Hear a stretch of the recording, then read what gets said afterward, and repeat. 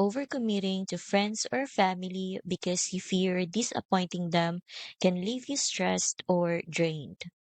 But you can say no kindly and confidently without guilt.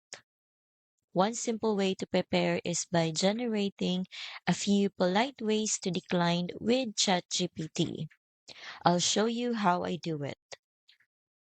I just type this prompt into ChatGPT.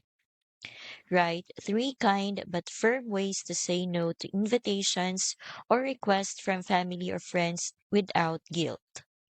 You can pause the video and copy the prompt, then run it yourself and save the suggestions in Google Docs or Notes, whichever you prefer. This gives you practical examples to practice so you can say no without feeling awkward or guilty.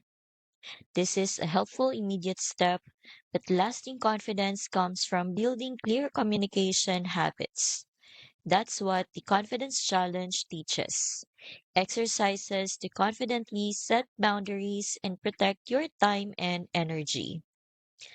Plus, you also get online marketing sales funnel templates and email and ad templates to launch with.